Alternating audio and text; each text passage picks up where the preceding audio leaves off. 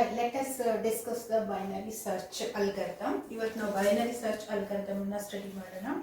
And recursive method, binary search algorithm ನಾವು divide and compare technique use ಮಾಡಿ ಒಂದು key element ಇರುತ್ತಲ್ಲ, given key element ನ ನಾವು ಸರ್ಚ್ ಮಾಡ್ತಾ ಇದ್ದೀವಿ using the recursive method. So parameter algorithm name is R binary search.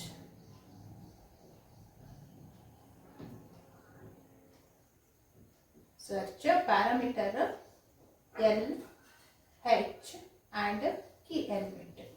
Left side and right side the H ಅಂತ ತಗೊಂಡಿದ್ದೀನಿ and K is the key element or the parameters. So ನಾವು binary search ನಲ್ಲಿ divide and compare technique use ಮಾಡ್ತಾ ಇದೀವಿ. Divide and compare technique ಯಾವಾಗ use ಮಾಡ್ತಾ ಇದೀವಿ? Program is large ಇದ್ದಾಗ ಅದನ್ನ ನಾವು ಡಿವೈಡ್ ಮಾಡಿ ಸ್ಮಾಲ್ ಪಾರ್ಟ್ ನಲ್ಲಿ ಮಾಡ್ತಾ ಇದೀವಿ. ಸೊ ಪ್ರೋಗ್ರಾಮ್ ಯಾವಾಗ ಅದು ಲಾರ್ಜ್ ಆಗುತ್ತಾ, list of the element is increase ಇದ್ದಾಗ, ಜಾಸ್ತಿ ಇದ್ದಾಗ, ನಂಬರ್ಸ್ ಜಾಸ್ತಿ ಇದ್ದಾಗ ನಾವು ಅದನ್ನ ಪ್ರೋಗ್ರಾಮ್ ಲಾರ್ಜ್ ಅಂತ ಹೇಳ್ತಾ ಇದೀವಿ. ಬಟ್ ಪ್ರೋಗ್ರಾಮ್ ಸ್ಮಾಲ್ ಯಾವಾಗಿರುತ್ತಾ, ಒನ್ ಎಲಿಮೆಂಟ್ ಇದ್ದಾಗ ಅದನ್ನ ನಾವು ಪ್ರೋಗ್ರಾಮ್ ಸ್ಮಾಲ್ ಅಂತ ಹೇಳ್ತಿದ್ದೀವಿ. ಸೊ ಒನ್ ಎಲಿಮೆಂಟ್ ಇದ್ದಾಗಲೂ ನಾವು ಚೆಕ್ ಮಾಡಬೇಕಲ್ಲ. ಸೊ ಇಫ್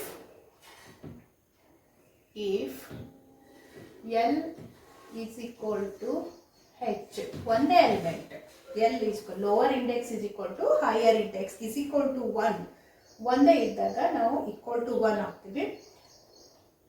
ಈ ಥರ ಇದ್ದಾಗ if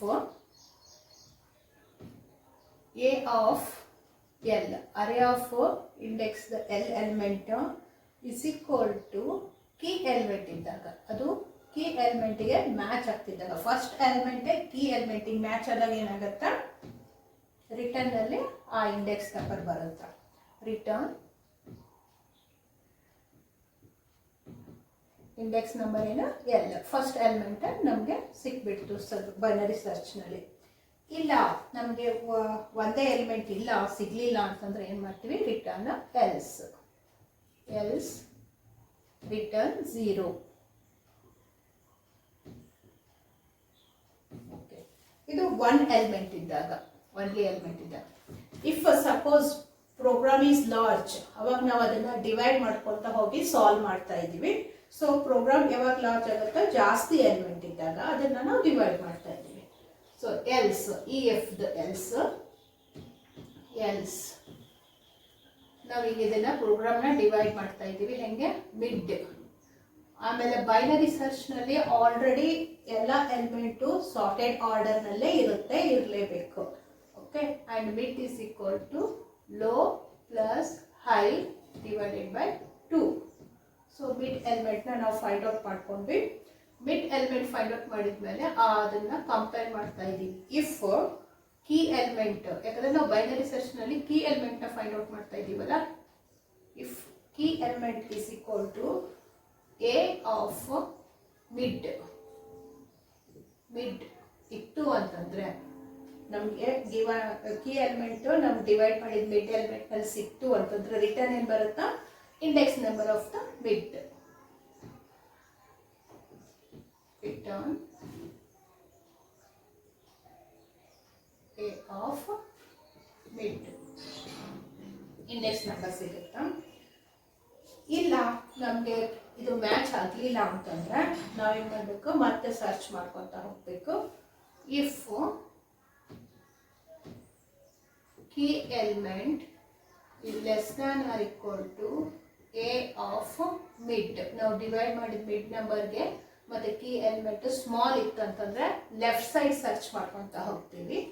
if key is less than or equal to A of mid ಇತ್ತು ಅಂತಂದ್ರೆ ಲೋವರ್ ಪಾರ್ಟ್ ನಲ್ಲಿ, ಮಿಡ್ ಇಂದ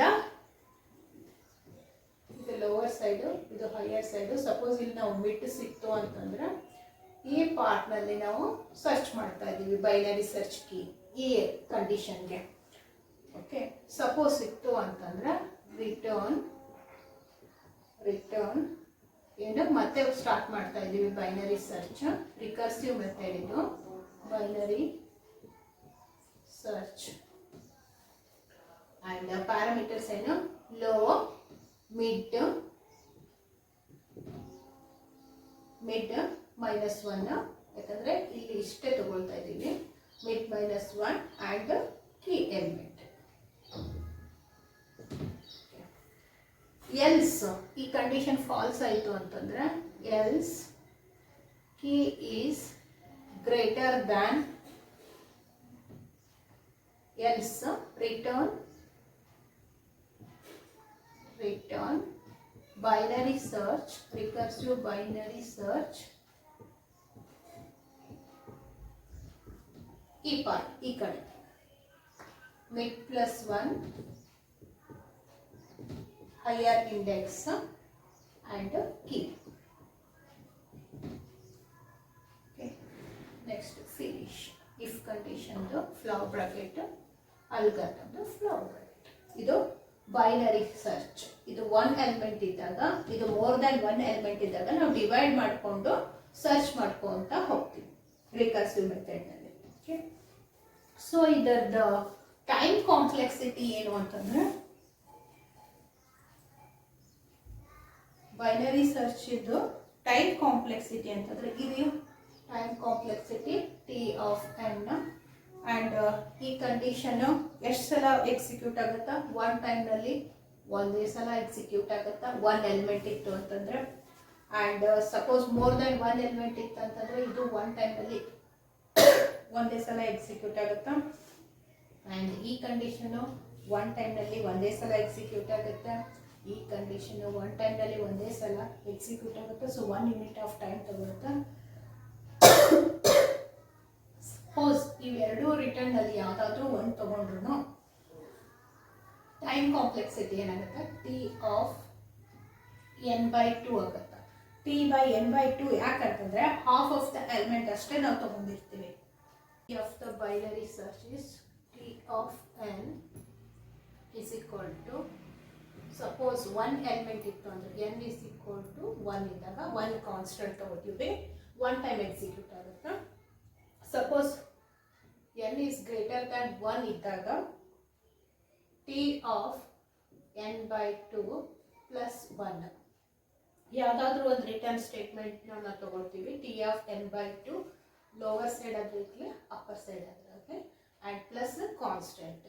ಓಕೆ, ಈ ಇಕ್ವೇಷನ್ ತಗೊಳ್ತಾ ಇದ್ವಿ. ಇದನ್ನು ನಾವು ಮಾಸ್ಟರ್ ಥಿಯರಮ್ ಯೂಸ್ ಮಾಡಿಕೊಂಡು ಸಾಲ್ವ್ ಮಾಡಿದಾಗ